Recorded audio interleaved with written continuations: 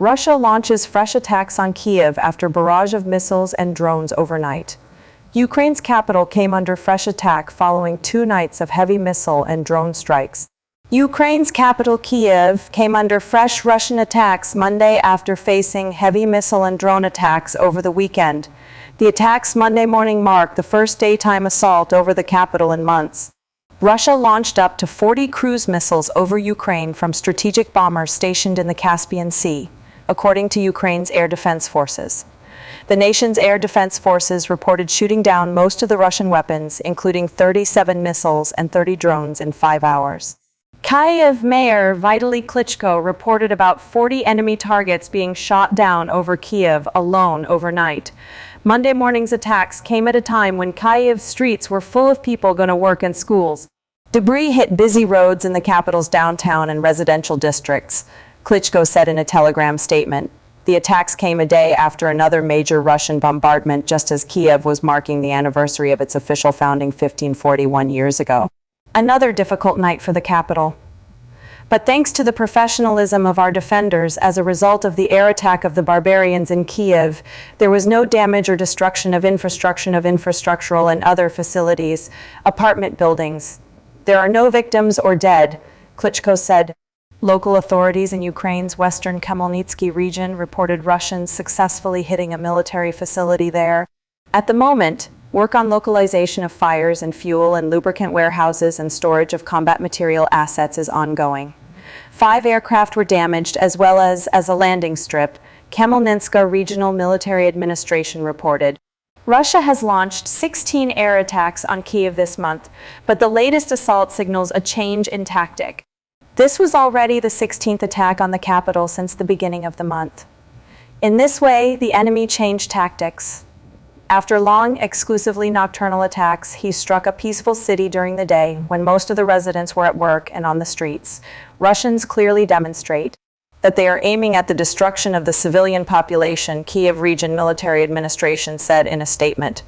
Russia blames Ukraine for large-scale drone attack on Moscow. No one was seriously injured in the strike, which Moscow called a terrorist attack. Moscow was targeted by a drone attack Tuesday morning after days of heavy fire on Kyiv, the Russian Defense Ministry said Tuesday, accusing Ukraine of being responsible. The attack involved 8 uncrewed aircraft. All the enemy drones were shot down. The Defense Ministry said in a statement calling the event a terrorist attack. The drone attack caused minor damage to several buildings, Moscow Mayor Sergei Sobyanin said, adding that no one was seriously injured in the attack. The alleged attack comes after 3 days of heavy Russian drone and rocket strikes across the border in Ukraine. It is not the first time Russia has accused Ukraine of carrying out aerial attacks on Russian soil. Earlier this month, Moscow claimed that Kiev was behind an attempt to assassinate Russian President Vladimir Putin in a drone attack that caused minor damage to the Kremlin. However, Ukrainian President Volodymyr Zelensky denied the allegations, saying only that we don't attack Putin or Moscow. We fight on our territory. We are defending our villages and cities. For weeks, Ukrainian officials have been hinting that their forces are preparing for an imminent counteroffensive to retake occupied territory in the east of the country. Kyiv's armed forces have reportedly carried out shaping operations designed to strike Moscow's logistics and undermine its efforts to wage war. As Russian airstrikes target Kiev for 3rd night running, Ukraine sanctions Iran. 1 killed as Moscow targets Ukrainian capital. Russia launched its 3rd attack in 24 hours Tuesday night, sending 31 Iranian-made kamikaze drones into Ukraine, most of them aimed at Kiev. Ukrainian air defense forces said they shot down 29 drones. However, there was still extensive damage caused. 1 person was killed and 13 injured in a fire at a residential building caused by falling debris from a drone, Kyiv's military administration reported. The latest attack came as Kyiv moved to sanction the Kremlin's main supplier of drones, Iran. On Monday, the Ukrainian parliament supported an initiative from President Volodymyr Zelensky to sanction Iran for 50 years. At a time when Russia is shelling Ukrainians almost every day and night with drones of Iranian production, this is the right step, MP Alexei Goncharenko said in a statement. Zelensky asked the parliament to support the State Security and Defense Council's decision to sanction Iran on May 27. The Council's decision will stop Iranian goods from transiting through Ukraine or using its airspace, as well as impose trade, financial, and technology sanctions against Iran and its citizens. Iran is one of the countries that benefit from a UN-brokered deal, making it possible for Ukraine to export grain through the Black Sea. The decision came 3 days after Zelensky addressed the Iranian people in his evening statement, asking them to stop the slide to the dark side of history by supplying Moscow with drones. He said Russia has used more than 1,000 Shahed drones against Ukraine since the start of the full-scale invasion. Ukraine shoots down most, but not all, of them, Zelensky added.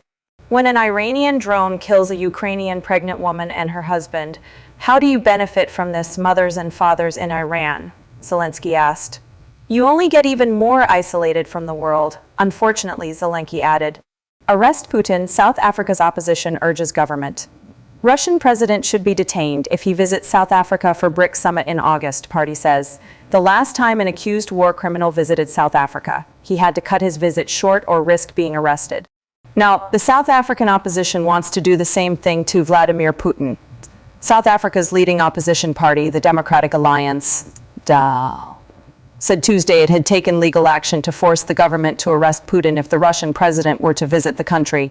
Putin is currently under an international arrest warrant issued by the International Criminal Court, ICC, in The Hague in March over the forced deportation of Ukrainian children to Russia as part of Moscow's full-scale invasion. The DA has now launched a court application requesting Putin be detained and surrendered to the ICC if he were to arrive in South Africa to attend a BRICS summit in August, the party said in a statement. The DA is seeking this declaratory order to ensure that there is no legal ambiguity relating to the procedure to be followed and the obligations placed upon the state should President Putin set foot in South Africa, Shadow Justice Minister Glynis Breitenbach said in the party's statement. South Africa will host a summit of heads of state from BRICS countries Brazil, Russia, India, China, and South Africa on August 22-24. As a signatory of the EC, it would in theory be duty-bound to arrest Putin if he visited the country. In 2015, the South African government allowed Sudanese then-President Omar al-Bashir to leave the country after he had visited Pretoria for an African Union summit, despite 2 pending warrants from the ICC for alleged genocide and war crimes in Darfur. For now, Russia has yet to confirm whether Putin, who has largely avoided international travel since the beginning of the war, will attend a summit in person. On Tuesday, Kremlin spokesperson Dmitry Peskov said that Russia would take part in this summit at the proper level, according to Russian state newswire RIA Novosti. Earlier Tuesday, the South African Foreign Ministry said it was granting immunity to BRICS meeting participants, saying that it was standard procedure for a country hosting an international summit.